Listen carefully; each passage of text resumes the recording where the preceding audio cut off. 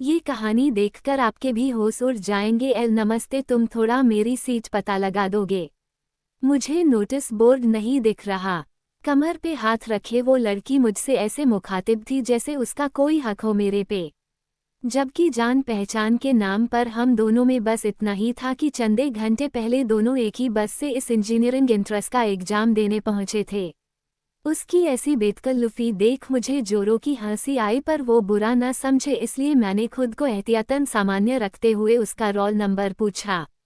वो roll number बताते हुए खुशामद के अंदाज में बोली, प्लीज हेल्प कर दो, मैं यहाँ तुम्हारे सिवा किसी को भी नहीं जानती। मैंने मन ही मन सोचा कि जानती तो वैसे मुझे भी नहीं हो, बस अपना काम निकालना है। उसका रोल नंबर देखने मुझे नोटिस बोर्ड नहीं जाना पड़ा क्योंकि वो मेरे बाद ही था, तो जाहिर है सीट भी मेरे बाद वाली ही थी। एग्जाम से निकलने के बाद 2 घंटे की बातचीत में मुझे पता चला जितनी क्यूट वो दिखती है उससे ज़्यादा क्यूट उसकी जनरल नॉलेज है। एग्जाम देके वापस लौटा तो दिलो दिमाग में वही तारी थी। हल्की से मेकअप और कांधे तक बाल वाली वो लड़की हमेशा मेरे आंखों के आगे रहती थी। जिस गाने को सुनता वही गाना उसमें फिट बैठने लगता। उसकी बेवकूफ़ियत भरी बातों की यादें मेरी सारी बोरियत दूर कर देती। शायद उसके संगत का असर मेरे पे भी हो गया था, इसलिए 4 घंटे साथ गुजारने के बाद भी न तो मैं उसका नंबर मांग पाया था, नहीं उसका नाम पूछने का जहमत उठा पाया था। अब ये हाल था कि रोज उसका चेहरा देखकर अनुमान लगाता कि उसका नाम क्या हो सकता है और फेसबुक पे सर्च करता, मगर रिजल्ट के रूप फेसबुक सर्च बॉक्स से मिलता तो सिर्फ अफसोस। बस एक ही उम्मीद बची थी, मिलने की, जब हम दोनों को एक ही बस से काउंसलिंग के लिए जाना था। एक दिन वो मौका भी आ गया। कंधे पे बैग लटकाए और कान में ब्लूटूथ लगाए जब मैं बस में चढ़ा तो वो आगे से दूसरे नंबर की सीट पे बैठी हुई थी। मैंने ठहर के उस पे एक भरपूर निगाह डाली। खुले बालों और नाक में सोने की बाली पहने हुए आज दिल में उतर जाने की हद तक खूबसूरत लग रही थी। उससे नजरें मिली तो मुस्कुरा के मैं पीछे की सीट की तरफ बढ़ने लगा, तभी उसने आवाज दी, अरे तुम्हारे लिए ही ये सीट रखा है, और अपने बगल में खाली पड़े सीट की तरफ इशारा किया। ऐसा लगा कि मैंने आज तक जितने भी पुण्य वाला चेक भगवान के यहाँ डाले थे, सबका सब भगवान जी ने क्लियर कर दिया हो। धर्म की कथाओं में मैंने सुना था कि अगर कोई गलती से भी किसी व्रत को भूखा रह जाए तो उसका फल उसे जरूर मिलता है। पिछला मंगल भूखा ही निकल गया था, शायद उसका फल था ये।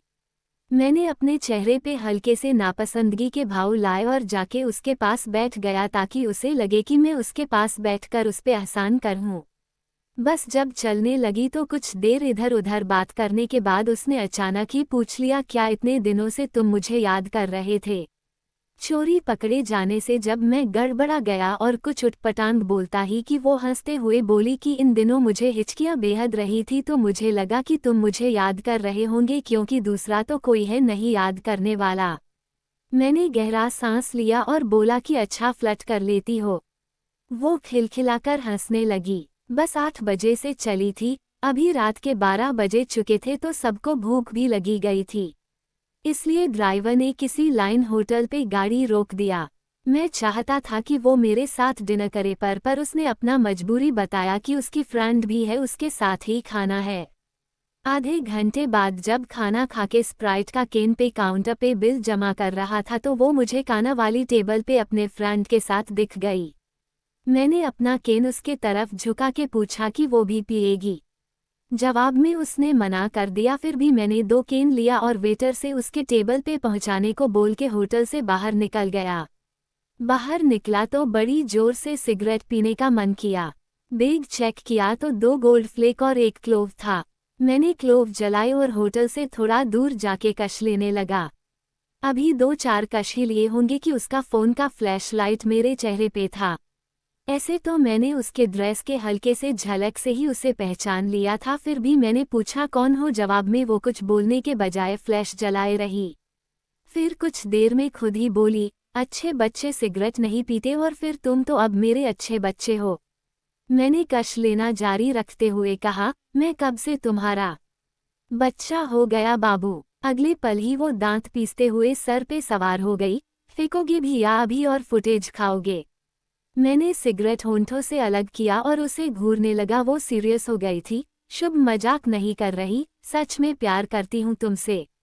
मुझे लगा कि माहौल बोझिल हो जाएगा, इसलिए चुहल किया कि मैं तो सोच रहा था कि इस सिचुएशन में तुम मेरे होंठों पे अपनी होंठ रखोगी और पूछोगी कि क्या जलता हुआ सिगरेट मेरे नर्म हुए होंठों से ज़्यादा जरूरी है।